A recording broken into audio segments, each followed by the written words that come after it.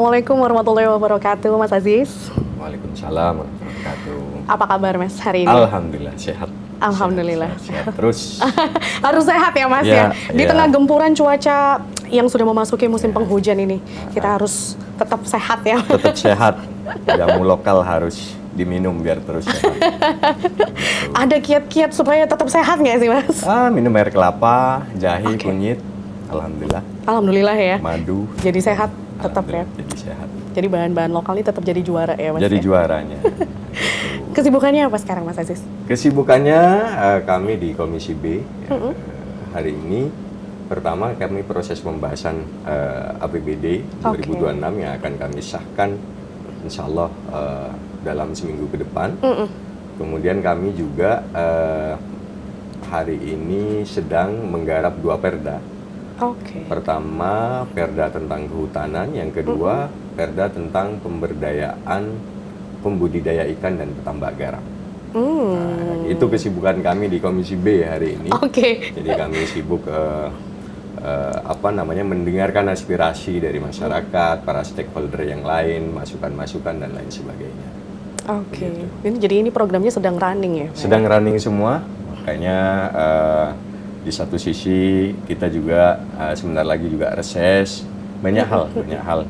Insya Allah biasanya memang menjelang akhir tahun ini memang agak repot ya. Iya. Alhamdulillah. Insya Allah kami akan tuntaskan sebelum tenggat waktu yang diberikan oleh Kemendagri. Udah deket akhir tahun nih, jadi karena ada running seperti ini, ada nggak sih kepikiran buat ya udah deh akhir tahun liburan dulu gitu? Iya, nanti kalau sudah selesai. Kalau udah selesai kita pasti liburan, sekalian liburan Nataru. Kalau untuk ini deh prosesnya sendiri, progresnya, pencapaiannya di maksimal berapa lama sih Pak untuk target program yang sedang berjalan ini? Kalau APBD dijadwalkan, APBD 2026 itu dijadwalkan nanti sekitar tanggal kami sepakati, kami dok itu tanggal 15 November. Tanggal 15 November ini ya? Kemudian kalau perda ini ya di akhir bulan ini sudah harus tuntas. Wah. Di tanggal 24, 27 harus tuntas, makanya kami juga mengejar waktu itu ya. Karena memang pembahasannya kita sudah melakukan FGD dengan beberapa stakeholder, kemudian tinggal pendalaman di naskah akademik di 2 perda itu. Wow, luar biasa. Lumayan dikejar deadline juga ya Pak dikejar deadline kita. Dikejar deadline. Nah, seperti yang kita tahu nih Pak, ini Noni pengen ngobrol sedikit. Panggil Pak apa Mas ya? Mas aja lah ya. Nggak apa-apa, santai kita. Seperti yang kita tahu nih Mas ya. Sering dengar juga nih bahwa Jawa Timur ini itu sering disebut sebagai tulang punggung ekonomi nasional. Apa iya?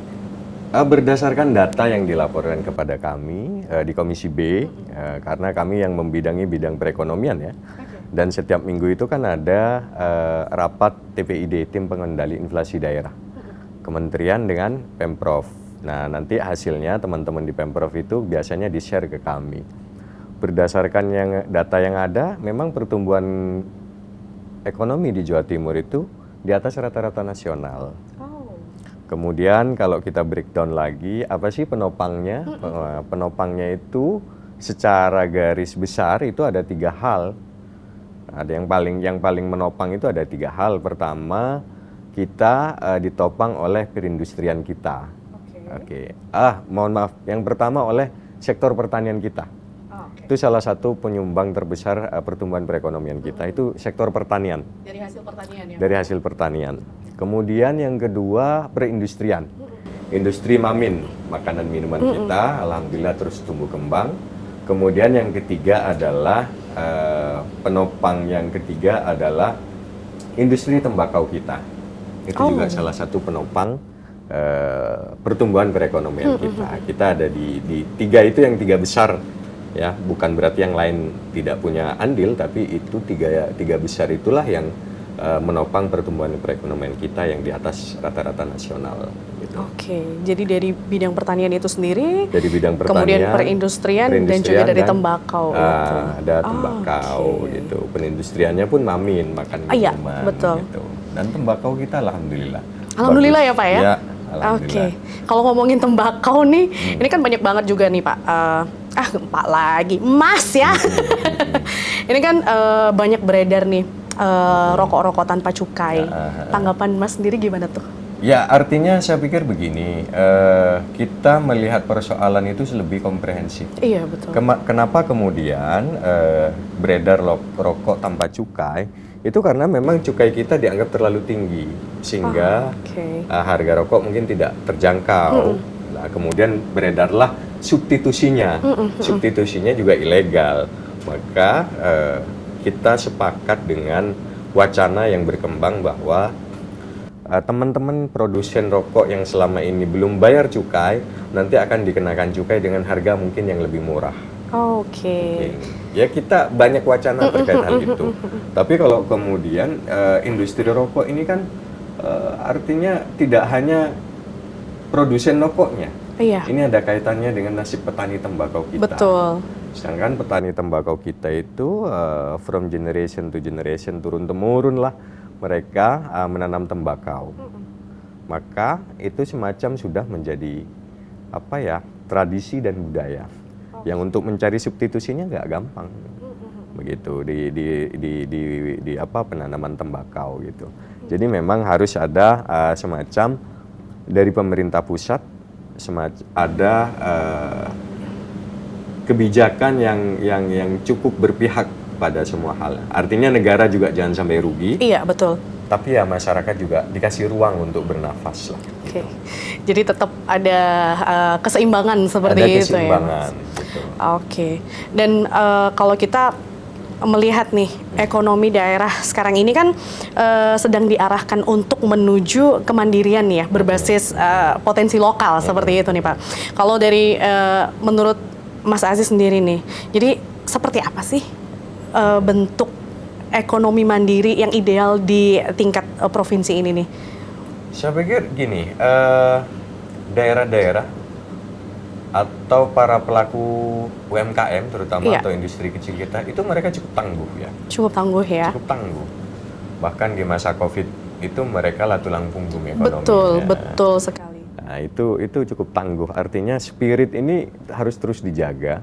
Nah, tugas pemerintah adalah terutama pemerintah provinsi memberikan insentif atau memberikan pendampingan. Katakanlah kalau insentif dari sektor permodalan. Hari ini kita punya program namanya Prokesra di Bank UMKM kita atau Bank Perekonomian kita. Itu bunganya cuma 3%. Termurah sedunia. Tahunnya. Insya Allah tahun depan itu turun bunganya 2,75% untuk pinjaman untuk UMKM dengan plafon paling tinggi 50 juta kemarin. Luar biasa. Kita berharap ke depan makin berkembang, plafonnya makin tinggi. Itu salah satu yang bisa dilakukan oleh pemerintah Provinsi Jawa Timur. Kemudian juga tentu pelatihan-pelatihan itu juga oleh pemerintah Provinsi Jawa Timur. Alhamdulillah program pelatihan di sektor-sektor usaha itu terus ada. Terus ada. Tinggal bagaimana teman-teman pelaku usaha untuk mengakses. Kemudian berbasis kearifan lokal. Ya tentu kita melihat di 38 kabupaten kota ini mana yang paling potensi dan di situ intervensi pemerintah provinsi dalam pengertian intervensi itu melakukan pendampingan, kemudian melakukan pelatihan, artinya pelayanan supaya ekonomi mereka berkembang, potensi lokal itu terus naik gitu. Seperti itu. Tapi kalau menurut Mas Aziz sendiri nih, dari sekian banyak pelaku UMKM nih ya Mas ya, dengan pinjaman modal yang sudah disubsidi oleh pemerintah dengan bunga yang begitu rendah, ada nggak sih kendala dari mereka yang mungkin tidak digunakan dengan semestinya seperti itu? Kalau per hari ini ya, menurut yang disampaikan ke kami NPL-nya itu, yang non-performance loan-nya itu dikit malah. Artinya alhamdulillah masyarakat kita komit. Bahwa kemudian NPL itu menjadi tinggi itu memang pada saat COVID kemarin. Tapi secara umum ini masih bagus, masih on the track semuanya. Masih on the track ya? Masih on the track. Bahwa kemudian ada 1-2 yang nggak begitu ya kita nggak bisa kemudian membakar lumbung hanya gara-gara ada seekor tikus kan. Iya, gitu. betul. Artinya bahwa itu tantangan masih ada. Tapi so far sejauh ini alhamdulillah semuanya on the track dan kita dari DPRD Provinsi Jawa Timur itu terus mendorong supaya terus masyarakat tuh mendapatkan informasi akses permodalan. Oke. Kita terus mendorong. Berarti tetap disupport ya Pak ya? Tetap seperti disupport, itu. tetap disupport. Oke. Seperti yang trust issue yang sedang beredar sekarang nih Pak, kan katanya bilang perekonomian sekarang sedang tidak baik-baik saja. Relate nggak sih Pak? Ya, ada kondisi global yang kayak begitu. Artinya memang situasi suatu daerah itu kan terkait juga dengan kondisi yang lain gitu. Kita perekonomian itu kan nggak bisa dilihat sebagai persoalan daerah secara ansih, tapi ini ada persoalan di tempat lain yang juga berefek dan lain sebagainya. Ada kemarin perang tarif dan lain sebagainya. Tentu itu kan membuat efek kejut kepada para pelaku usaha bahwa perekonomian kita secara umum dianggap tidak baik-baik saja. Tapi insya Allah kita ikut optimisme pemerintah bahwa kita akan segera terbang ke 6%. Tetap ya Pak ya? Tetap harus optimis. Support. Iya betul. Jadi di tengah chaos yang kabar yang beredar bahwa perekonomian sedang tidak baik-baik saja, pemerintah tetap optimis untuk membantu. Tetap optimis ya, Pak, ya? dan pemerintah tetap wajib, kami dorong dari DPRD itu tetap wajib untuk gimana supaya caranya menjadi baik-baik saja. Oke. Kasih dong mereka pelatihan, kasih dong mereka pendampingan. Kalau bisnisnya udah jadi, kasih dong, pertemukan dong mereka dengan calon-calon investornya. Iya. Dan itu alhamdulillah ada di Provinsi Jawa Timur. Dan melalui misi dagang, ada bisnis matching, semuanya ada. Ada ya. Nah, kalau melihat dari sisi pandang UMKM sendiri ya Pak ya, namanya usaha itu kan kadang rame kadang enggak. Sudah nih dapat modal, kemudian usahanya ternyata tidak berjalan, tidak seperti yang diharapkan. Apakah mereka mendapat kesempatan untuk mempelajari di bidang lain? Misal sekarang yang ditekuni di bidang kuliner nih, ternyata di bidang kuliner mereka tidak, nggak ada hasilnya nih. Bisa nih kayaknya di bidang yang lain, misalnya selling baju seperti itu. Itu apakah ada kesempatan untuk diberi pelatihan-pelatihan berikutnya seperti itu, Pak? Banyak sekali pelatihan yang kita miliki. Biasanya persoalannya kan begini, UMKM itu pertama akses permodalannya, iya, betul. Yang kedua pemasarannya. Betul. Nah, maka melalui misi dagang biasanya itu dibuka aksesnya. Atau ada pendampingan untuk menjaga kualitas produknya. Iya. Konsistensinya itu yang kadang-kadang memang banyak bermasalah. Betul. Nah, itu Pemprov hadir juga, kita dorong supaya Pemprov mendampingi supaya produknya ini konsisten. Jangan sampai produksi pertama bagus, kedua bagus, keempat kelima mengecewakan. Betul. Nah, itu ada semua. Katakanlah kita punya pelatihan namanya di salah satu UPT, unit pelaksana teknis pelatihan Dinas Koperasi dan UMKM itu ada di Malang. Itu malah Pak Kepala UPT ya palu gada kalau kata orang Jakarta. Apa lu mau, gua ada. Mau pelatihan model apapun, insya Allah difasilitasi dan dicarikan mentornya. Tinggal kita mau atau tidak.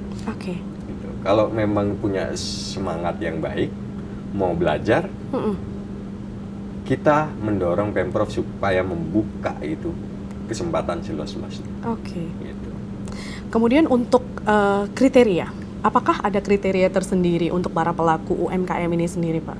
Apakah butuh filter, kemudian pemilihan-pemilihan, jadi nggak cuman asal nih, Pak saya mau nih buka ini, oh ya udah nggak apa-apa diajarin. Apakah semuanya ditampung seperti itu, ataukah ada seleksi-seleksi yang harus dijalani oleh para pelaku UMKM ini sendiri, Mas? Kalau secara formal nggak ada, tapi kayak pasti itu kan jadi seleksi alam. Betul, ya. Iya. Pada akhirnya mereka akan mundur sendiri kalau memang nggak cocok bisnisnya itu.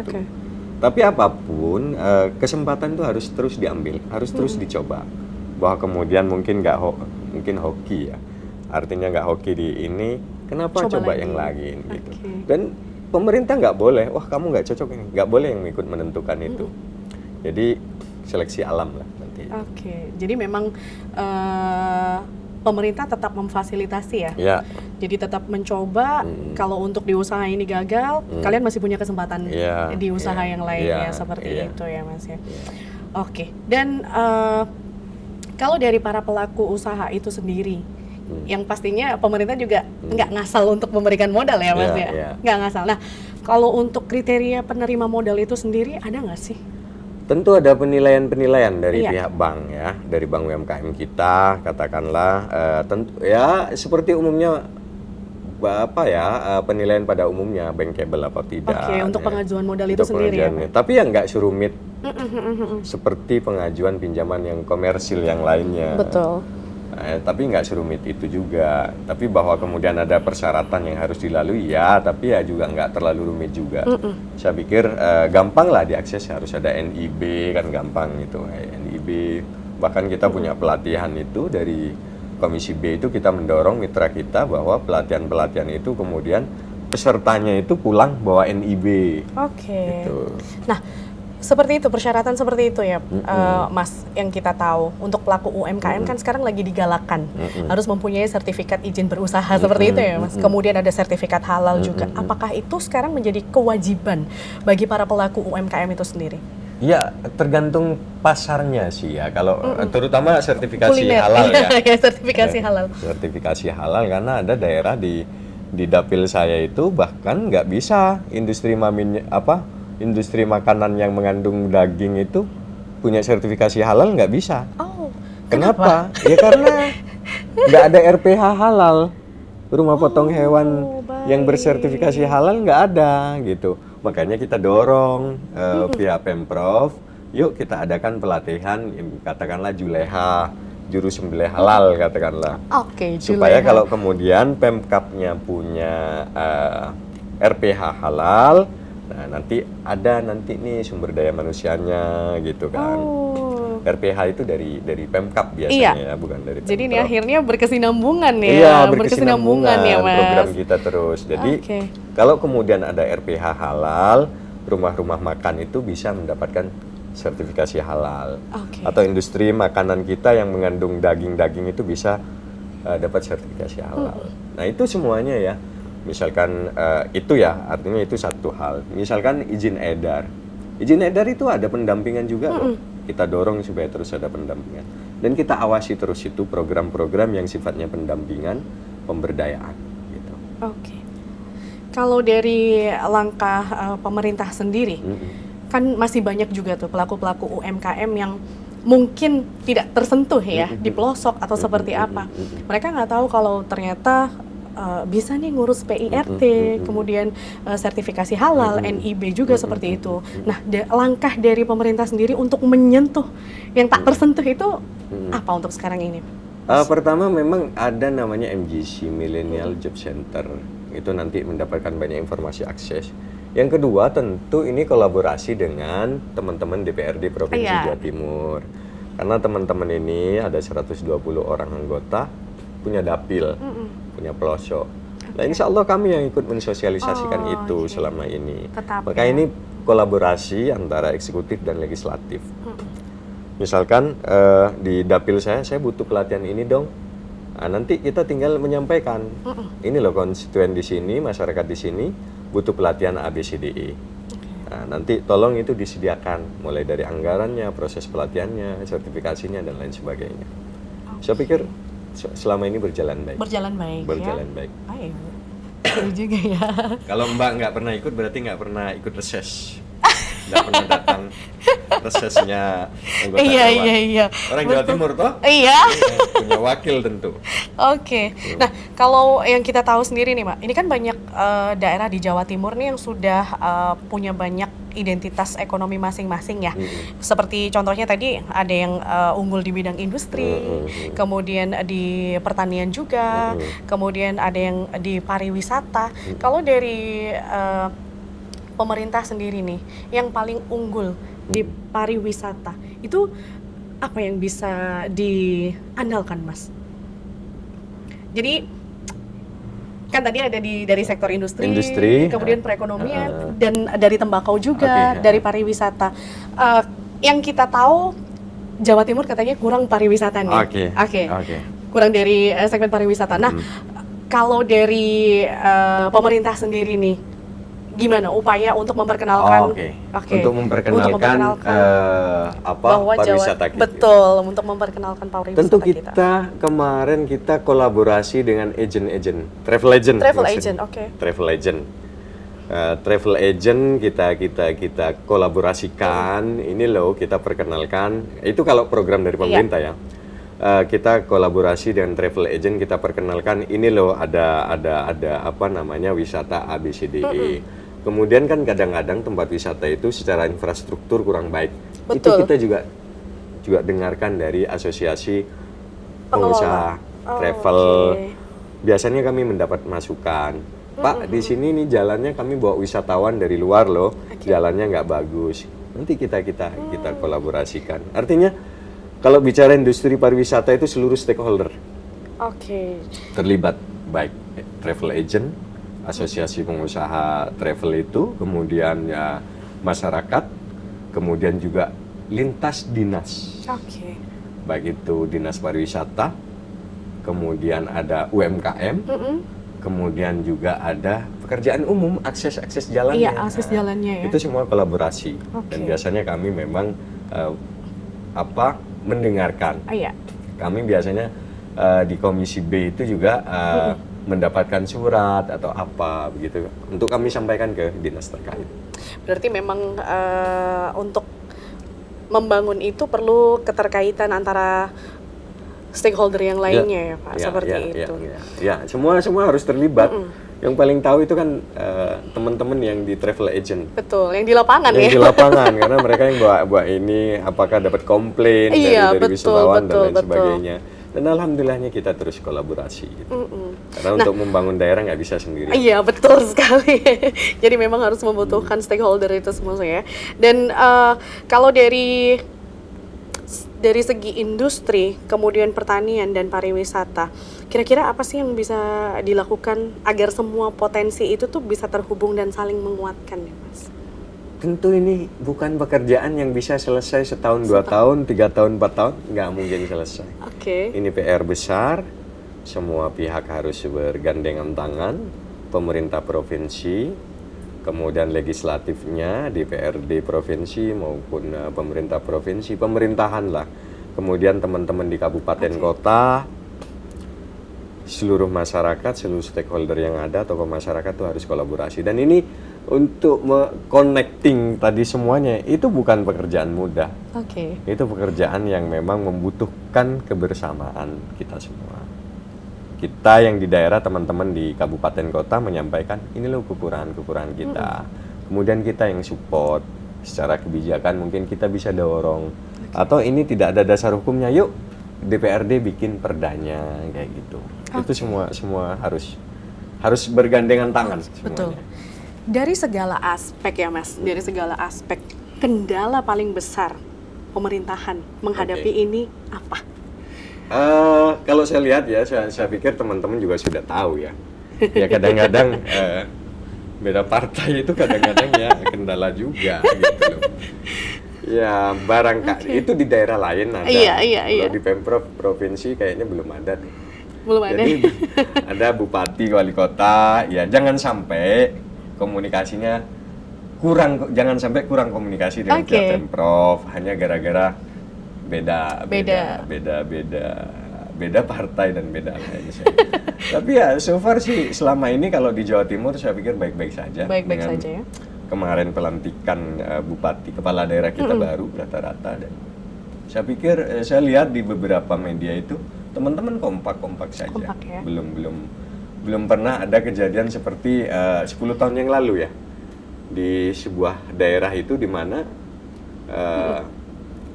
bupati diajak ngopi-ngopi sama gubernurnya nggak mau datang gara-gara beda partai.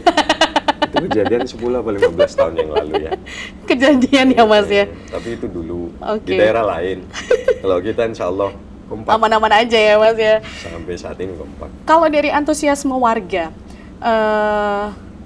kadang ada warga yang melihat bahwa ini potensi nih untuk menjadi tempat pariwisata, tapi ternyata dari penduduk setempat itu tidak mau. Gimana? Ya tugas Dari kita pemerintah. meyakinkan. Oke. Tugas kita meyakinkan bahwa ini loh semua nanti dilibatkan. Kalau ini berkembang menjadi wisata, ekonomi tentu akan hidup. Betul. UMKM akan hidup. Ini untuk masa depan kita. Dan kalau kita punya potensi, kita syukuri dengan cara kita manfaatkan sebaik-baiknya supaya juga memberikan manfaat. Oke. Misalnya ada sebuah daerah, kenapa nggak boleh dibangun? Toh ini manfaatnya akan dirasakan Iya, oleh betul. orang banyak. Ya tinggal kita meyakinkan. Tapi persoalan-persoalan kayak begitu per hari ini sudah nggak ada. Oke. Saya Jadi sudah tidak pernah mendengar lagi ada penolakan, Iya, ada apa? iya. Nggak ada. oke. Berarti dari segi antusiasme masyarakat bisa menerima seperti itu. So ya, far sampai hari ini saya tidak pernah, kami di Komisi B tidak pernah mendapatkan surat komplain bahwa terkait sebuah tempat wisata ya. Iya. Bahwa beberapa waktu lalu itu ada tumpang tindih pengelolaan karena di situ ada 2 kabupaten yang terlibat, tapi sudah selesai dengan baik. Oke. Sudah selesai dengan baik. Jadi sudah tidak menjadi masalah. Tidak ada masalah. Insya Allah masyarakat hari ini kita semua sudah sadar bahwa potensi daerah itu harus terus kita kembangkan supaya memberikan manfaat untuk kita dan anak-anak cucu kita. Oke. Kita berandai-andai nih ya, Pak. Kita berandai-andai. Ada satu tempat yang mungkin bisa menjadi potensi tempat wisata. Yang mungkin masih asri, belum tersentuh, tapi ternyata ini berpotensi untuk menjadi tempat wisata yang bisa menghasilkan keuntungan juga nih ya pastinya ya Mas ya. Terus ternyata setelah dibangun itu akhirnya menjadi suatu kerusakan.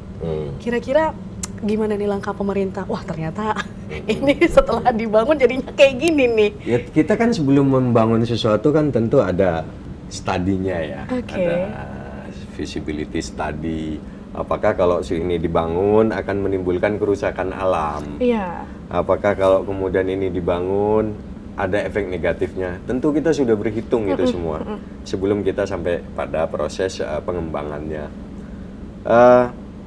Saya pikir tidak akan ada kejadian seperti itu kalau kemudian clean and clear bahwa sebelum dilakukan pembangunan itu ada studinya terlebih dahulu, ada kajian-kajiannya, dan selama ini sudah dilakukan kajian-kajian. Apakah setelah dibangun tempat wisata ini menimbulkan kerusakan alam?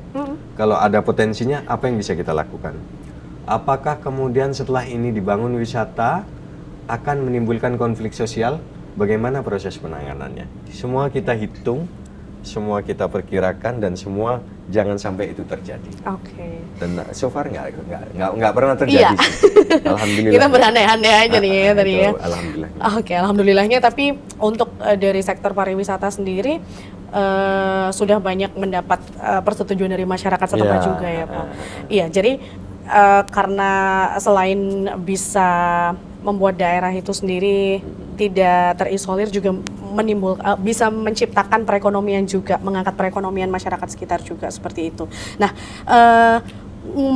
kita mengobrol tentang kemandirian ekonomi ini sendiri ya Mas ya. Itu kan sering sekali dimulai dari hal-hal kecil ya. Misalnya dari pola pikir dan juga kolaborasi juga seperti itu.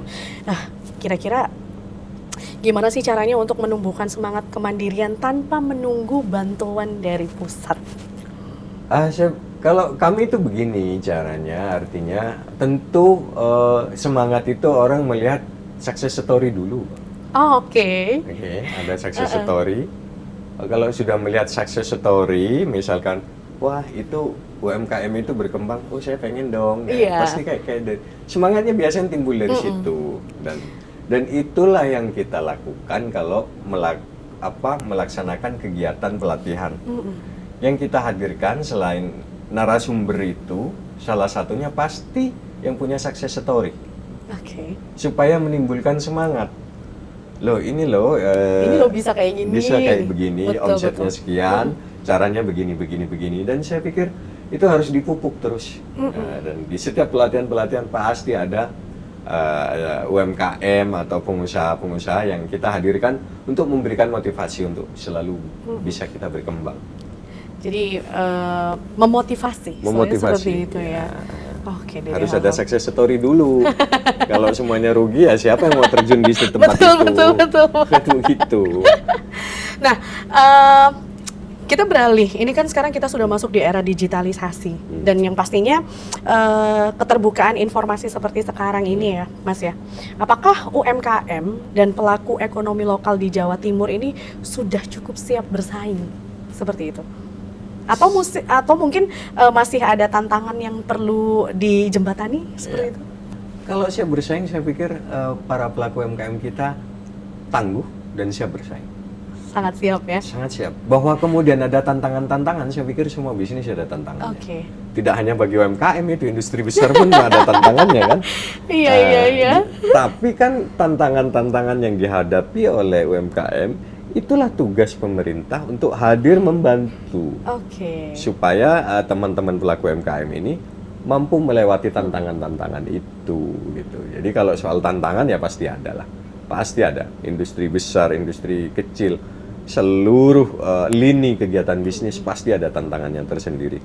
Kemudian kehadiran pemerintah Provinsi Jawa Timur, pemerintahan Provinsi Jawa Timur, artinya eksekutif bersama legislatif untuk kemudian membantu masyarakat mengatasi dan melewati tantangan-tantangan itu dengan berbagai macam program yang sesuai apa sih yang menjadi tantangan mereka. Misalkan digital marketing, mereka nggak punya kemampuan nih, ayo kita bikinkan pelatihannya. Gitu. Tetap ada pelatihan ya? Iya, harus kita bimbing itu pendampingan kita. Betul. Kemudian branding, kita bantu juga untuk branding. Bahkan kita dorong dengan anggaran Dinas Koperasi UMKM dan Dinas Perindustrian itu, oke, Anda punya produk, nggak mampu mengemas dengan baik, bawa sini deh, saya kemasin dengan baik. Itu sampai ada. Oke, bawa sini produkmu, saya bikinkan kemasan, saya bikin kayak desain, sampai sejauh itu. Oke, baik. Sampai sejauh itu. Bawa produkmu, kita kemas, kita ini. Nggak ngerti caranya memasarkan, kita latih. Sampai sejauh itu. Sampai sejauh itu. Oke. Sampai kapan membantu seperti itu, Mas? Karena begini, ini kan semuanya bergulir ya? Iya, betul. Bergulir. Ya kalau yang sudah mandiri, sudah siap, kita tantang mereka. Oke, kita challenge. Ayo, kita ada misi dagang nih. Siap nggak produkmu itu kita bawa keluar daerah?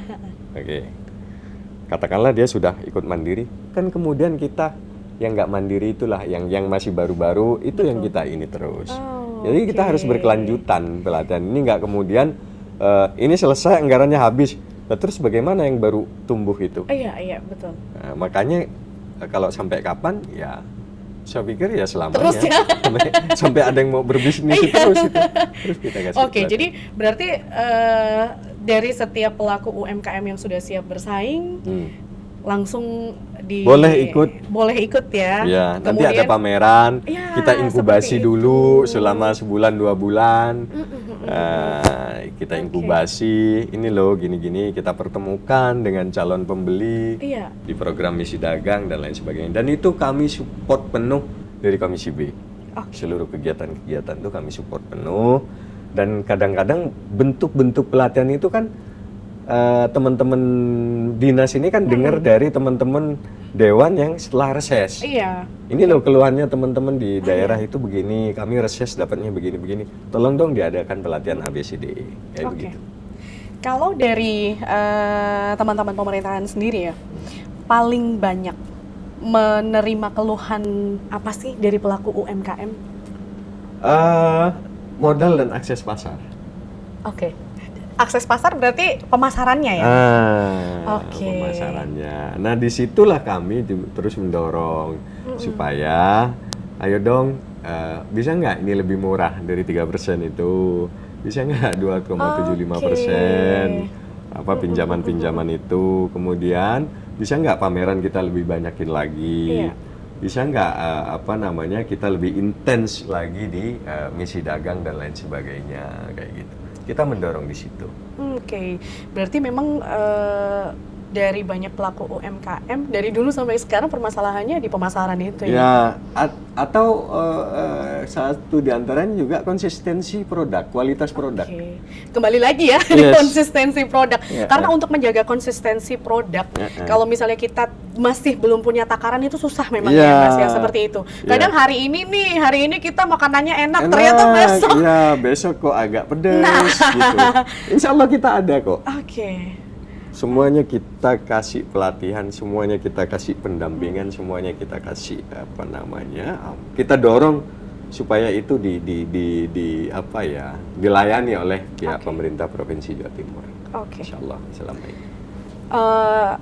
Dari pandangan kuliner nih, Mm. kebanyakan dari ide mereka sendiri atau dari teman-teman pemerintah nih?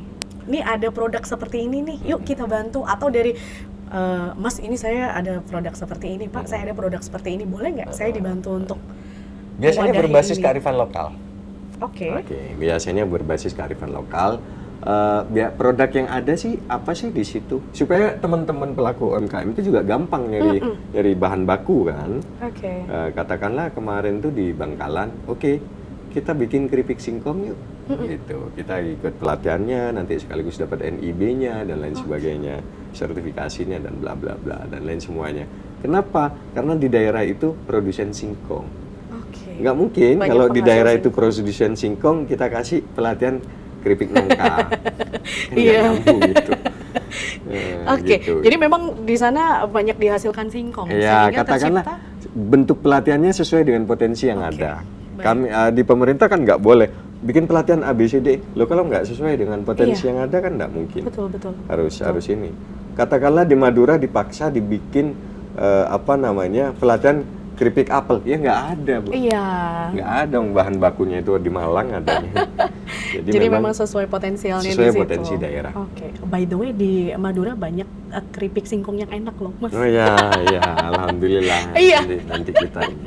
Iya. Rengginang juga enak. Rengginang di juga Madura enak. gitu. Rengginang Lorjok. Iya. Itu nomor Oke. 1 di Indonesia. Iya betul, luar biasa sih. Nah kalau dari segi kuliner itu tadi ya Mas ya. Jadi tantangannya adalah memang untuk pemasaran paling sulit. Kemudian untuk tadi nih untuk branding sendiri dibantu juga kan ya? Dibantu juga semua, dari semuanya. dari pemerintah. Semuanya all in. Program yang ada itu kami di Komisi B itu mendorong all in. Oke. All in. Apa? Kesulitan izin edar kita dorong. Jamu katakanlah. Jamu itu kan perlu izin edar karena butuh lab, butuh karena ada Penelitian unsur juga ya? kimia dan Betul. lain sebagainya. Uji laboratorium Uji juga. labnya semuanya. Kita dorong. Kalau bisa ini harus didampingin, Bos. Oke. Gitu. Harus ikut didampingin kayak begini-begini. Eh, Jangan sampai ada kendala izin edarnya, Iya, jangan betul. ada sampai kendala nanti kemudian ditangkap oleh pihak aparat karena tidak punya Tidak izin. Ya. Itu tugasnya pemerintah untuk kemudian mendampingi sampai itu keluar. Oke. Dan alhamdulillah teman-teman di dinas terkait sanggup. Oke, Pak. Oke, sepanjang ada artinya dianggarkan untuk ini. Oke, kita anggarkan. Kita sepakatin gitu. susah nggak untuk mendapatkan izin edar tersebut? Saya pikir tergantung bahan-bahannya ya. Yang Oke. saya juga nggak paham juga karena saya bukan orang yang ngasih izin edar. Tapi ya tergantung bahan-bahannya, jenis bahan-bahannya. Saya juga tanya-tanya apa sih susahnya? Oh ini tergantung ini Pak, dia tergantung bahan-bahannya. Ya nggak susah. Sepanjang itu didampingin, insya Allah nggak susah. Oke. Sepanjang kita Sesuai bahan-bahannya kemudian Iya. prosedur juga. yang yang merasa kesusahan, merasa kesulitan itu kan bisa menghubungi dinas perindustrian, dinas koperasi UMKM gitu. Melalui kalau nggak punya akses kan teman-teman kan punya perwakilan toh, Iya. punya dewan. Saya minta ini dong dihubungkan dengan ini. Kalau saya selalu teman-teman UMKM itu apa kebutuhanmu, nanti kita bikin pelatihan. Berarti memang menjaga komunikasi yang baik Iya, pelaku iya. UMKM Dan ya. itulah upaya kita untuk membangun basis-basis perekonomian di setiap pelosok Provinsi Jawa Timur. Gitu. Mengikuti perkembangan era digitalisasi sekarang ini, apakah teman-teman ini juga dibantu? Kan banyak nih sekarang viral lewat sosmed. Di sini nih ada produk dari Asli Madura misalnya. Ini ada jamu Madura. Terbantu nggak teman-teman dengan Terbantu karena sistem kita seperti itu? ada yang namanya digital marketing Oke. pelatihannya. Ada ya. Ada semuanya. Pokoknya itu tadi yang saya bilang. Palu gak ada, apa lu mau? Gua ada. Ada semua. Tinggal bagaimana teman-teman ini masyarakat Jawa Timur mengakses. Oke. Tinggal itu aja. Saya pikir kendala utamanya sih selama ini mungkin teman-teman yang di bawah itu, para pelaku itu tidak punya akses informasi yang baik. Betul. Itu. Ini ada gunanya ada podcast kita ya. Betul. Bisa diinformasikan dengan Salah lewat satu ini ya melalui podcast ini. Podcast ini adalah salah satu media untuk menginformasikan ini loh kami punya ini. Iya. Ada akses. Gitu. Kadang ya tidak semua orang tahu dengan program-program yang pemerintah punya seperti itu ya Mas ya. Tidak Jadi, semua, kaget bahkan. Iya betul. Dan ternyata bahwa ada ya kayak gini. Ada.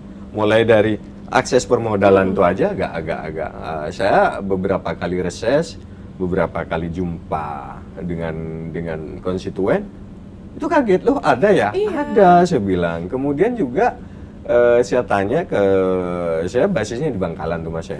Saya ketemu dengan kepala Bank BPR, Bank UMKM Bangkalan. Bagaimana? Iya Pak, kami serapannya rendah loh. Jadi kalau bisa disampaikan ke konstituen Bapak untuk kalau mau minjem ke kami begini-begini. Oke. Sebenarnya akses informasi aja selama ini yang mungkin tidak terdelivery dengan baik. Oke. Pertama mungkin teman-teman dinas itu hanya siaran lewat Instagram yang barangkali belum tentu Betul. di-follow Iya. oleh banyak orang. Padahal Instagramnya dinas hari ini menarik-menarik loh. Bukan hanya sekedar isi upacara hormat bendera, enggak. Hanya terima penghargaan enggak. Di situ ada informasi. Oke. Makanya yuk di-follow, di apa.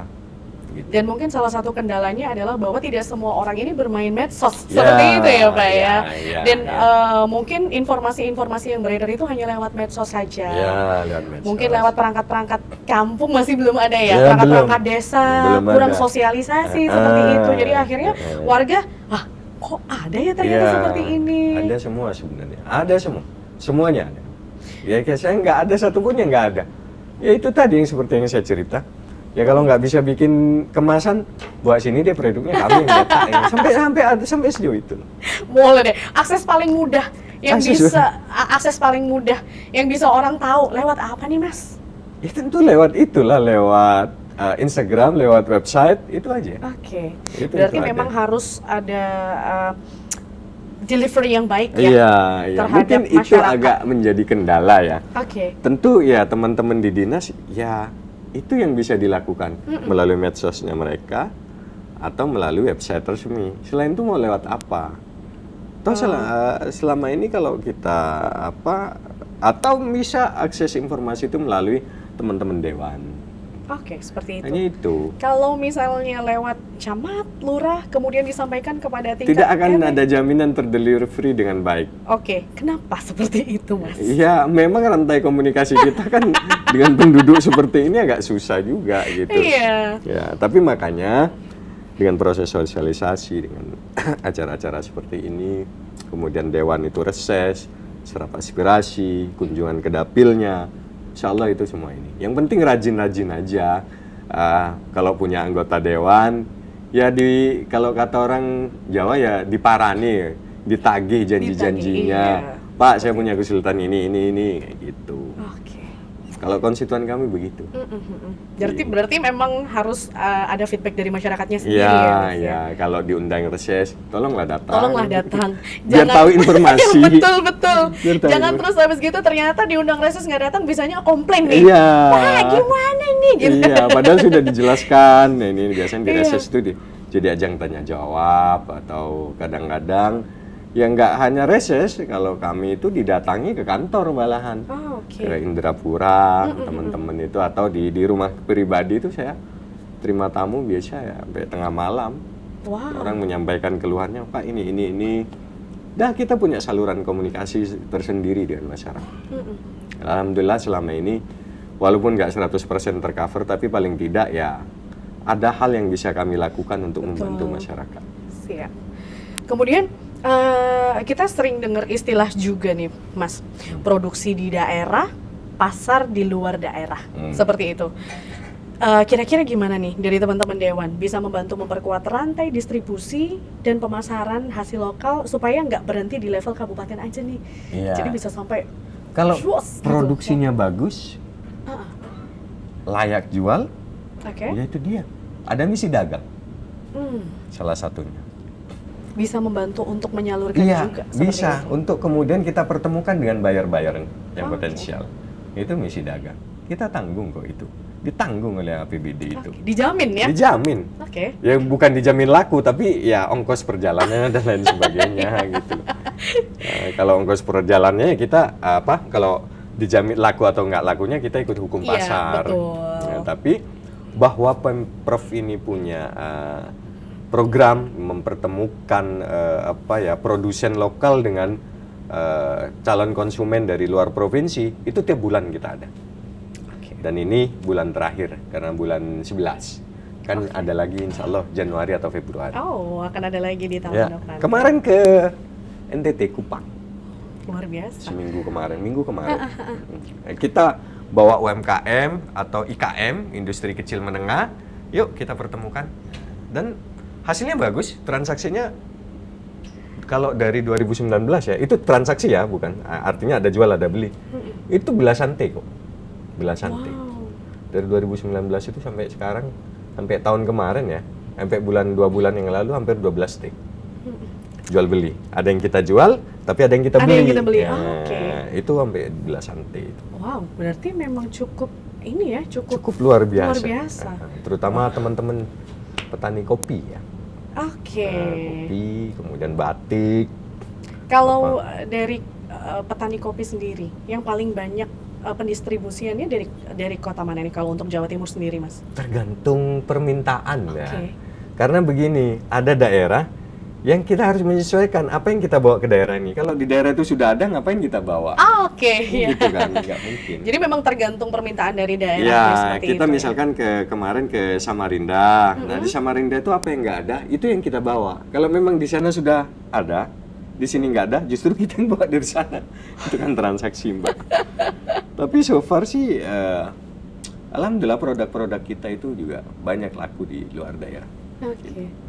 Itu salah satu ya, kalau tadi ada pertanyaan apa sih yang bisa dilakukan, itu kita bawa konstituen kita yang sudah kita anggap firm, mampu, oke, kita bawa ini loh, nanti dibawa ke luar provinsi gitu. Oke. Luar biasa perbincangan kita hari ini. Ya. Ini sedikit banyak jadi ilmu juga untuk Noni juga ya, Mas ya. Ternyata bahwa pemerintahan menyediakan sedemikian rupa wadah untuk para pelaku UMKM. Ya. Bahkan yang untuk menjadi kendalanya sendiri adalah informasi yang tidak tersampaikan dengan baik, Iya. seperti itu ya, Mas ya. Jadi Ini Kita ini ikut bisa, podcast iya ini. betul.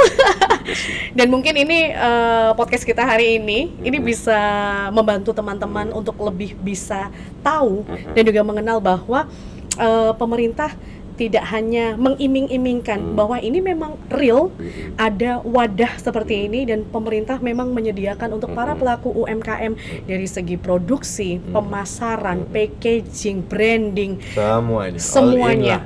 Palu gada. mintanya cuma satu, kalau Apa? reses datang ya. Iya. Iya, artinya biar tahu atau apa gitu. Betul, oke, baik. Terima kasih banyak Sama-sama. Mas Aziz untuk kesempatannya. obrolan kita hari ini, podcast kita hari ini. Mudah-mudahan kita dikasih kesempatan untuk Amin, podcast berikutnya ya. Amin, amin. Oke, baik kalau begitu terima kasih Oke. banyak. Assalamualaikum warahmatullahi wabarakatuh, Mas Aziz. Waalaikumsalam warahmatullahi wabarakatuh. Silakan diminum. Oke.